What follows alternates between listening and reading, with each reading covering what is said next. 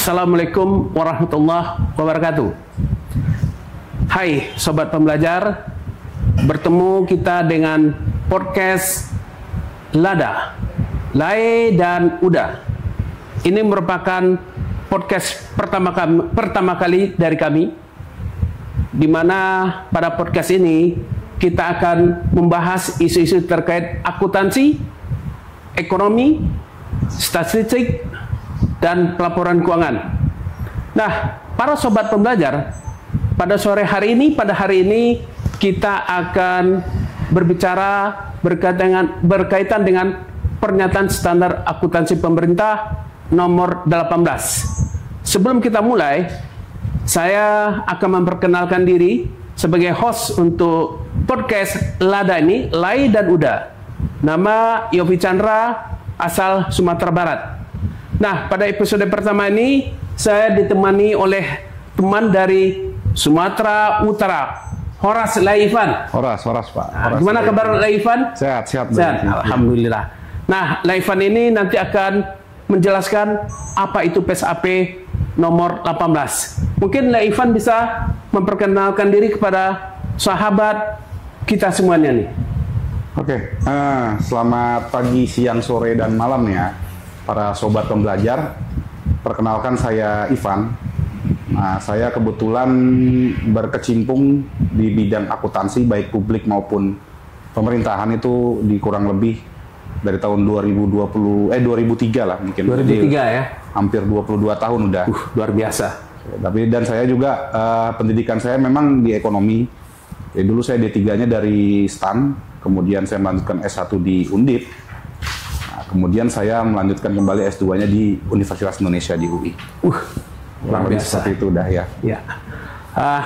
Lai, ini kan kita akan berbicara berkaitan dengan PSAP nomor 18. Betul. Sebelum kita masuk kepada apa itu PSAP nomor 18, mungkin Lai bisa menjelaskan PSAP itu apa? Singkatan dari apa PSAP dan fungsinya apa nih? Oke, udah. Jadi PSAP itu sebenarnya singkatan dari pernyataan standar akuntansi pemerintahan. Nah, itu sebenarnya posisinya itu sama dengan PSAK kalau kita misalnya bicara tentang akuntansi publik, udah.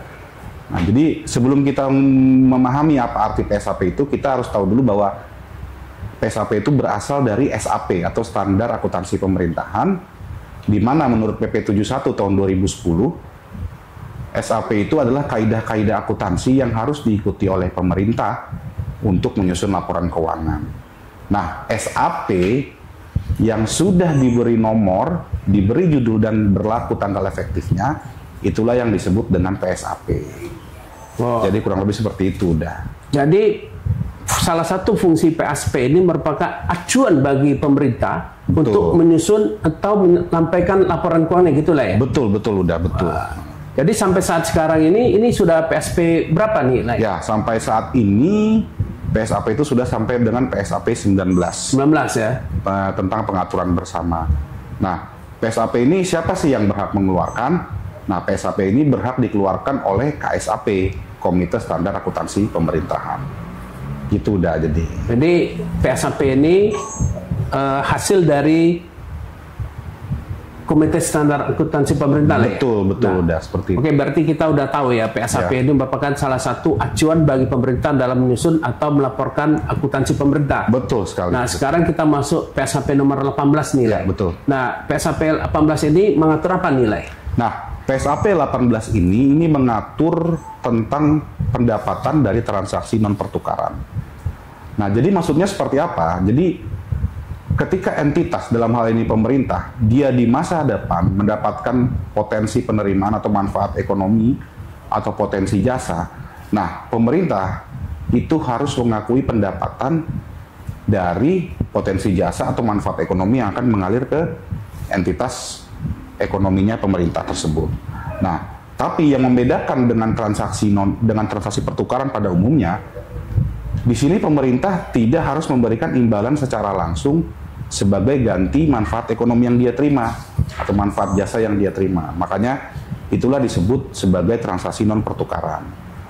Nah, ada dua sebenarnya yang utama diatur dalam PSAP ini. Yang pertama adalah pendapatan dari transaksi perpajakan, dan pendapatan dari transaksi transfer seperti hibah, hadiah, sumbangan, dan lain-lainnya udah gitu. Wah, jadi sebenarnya pendapatan non pertukaran ini Betul. artinya pemerintah tidak langsung memberikan imbalan terhadap yang diterima oleh pemerintah nih. Betul sekali udah betul. Nah, sekarang sebenarnya kalau kita lihat manfaat bagi pemerintah itu seperti apa nilai dengan adanya PSAP nomor 18 ini, seperti apa manfaatnya?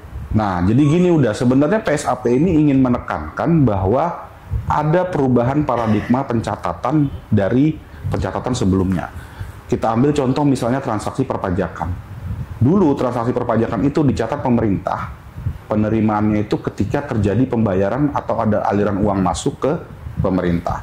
Nah, sekarang dengan berlakunya PSAP 18 ini, paradigmanya berubah bahwa pendapatannya itu sudah diakui ketika transaksi itu, peristiwa kena pajaknya itu sudah ada. Jadi meskipun aliran uangnya belum ada, tapi ketika misalnya peristiwa kena pajaknya itu sudah terjadi, maka disitulah diakui pendapatannya gitu udah. Nah, itu untuk transaksi yang perpajakannya. Sedangkan untuk transaksi non pertukarannya itu, jadi ketika misalnya ada kenaikan nilai bersih aset, itu akan merubah nilai posisi aset di neraca. Nah, tapi khusus untuk yang transaksi yang non pertukaran, yang transfer, itu baru diakui pendapatannya ketika kewajiban persyaratan atau ketentuan dalam transaksi transfer tersebut dipenuhi oleh pemerintah. Baru itu diakui sebagai pendapatan. Oh. Jadi kurang lebih seperti itu udah.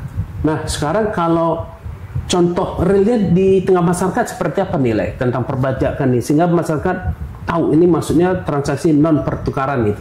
Oke, baik, kita ambil contoh dari pajak daerah aja udah ya. Misalnya katakan pajak bumi dan bangunan.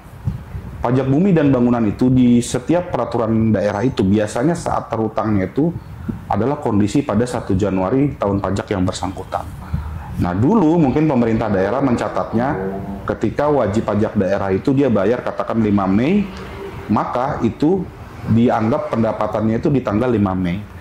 Nah, tapi sekarang dengan berlakunya PSAP ini, itu kita akan mengacu pada peristiwa kena pajaknya di tanggal 1 Januari. Maka pencatatannya itu mungkin pendapatannya sudah diakui di tanggal 1 Januari, tapi mungkin itu nanti akan menambah di sisi asetnya adalah piutang ketika dia belum dibayar, piutang pajak. Nah, jadi, tapi udah ini tergantung dari kebijakan masing-masing daerah nanti bagaimana pencatatannya atau penjurnalannya bagaimana, itu tergantung kepada masing-masing pemerintah daerah. Nah, mungkin kalau saya ambil contoh lagi dari pemerintah pusat, misalnya ketika PPN ya, kita anggap, nah PPN dulu itu kan disetorkan di bulan berikutnya di akhir bulan. Nah, tapi sebenarnya saat terutang pajaknya itulah ada saat faktur pajak dibuat atau saat ada transfer dari antara penjual dan pembeli. Nah, saat dari dua saat inilah yang dipilih sebagai pencatatan bahwa pendapatan diakui saat terjadinya peristiwa kena pajak tersebut.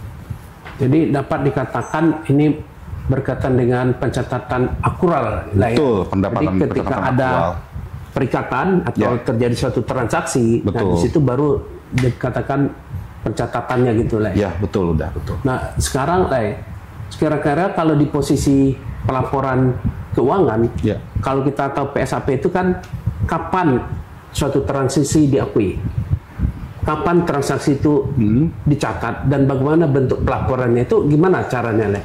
Nah, udah jadi pencatatan itu dia tidak merubah sebenarnya.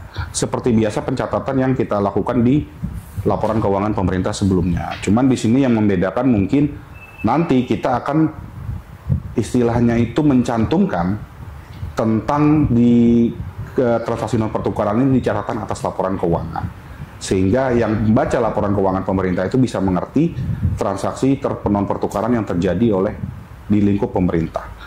Dan kemudian dari sisi neraca juga, kita harus mengakui kenaikan nilai aset bersihnya.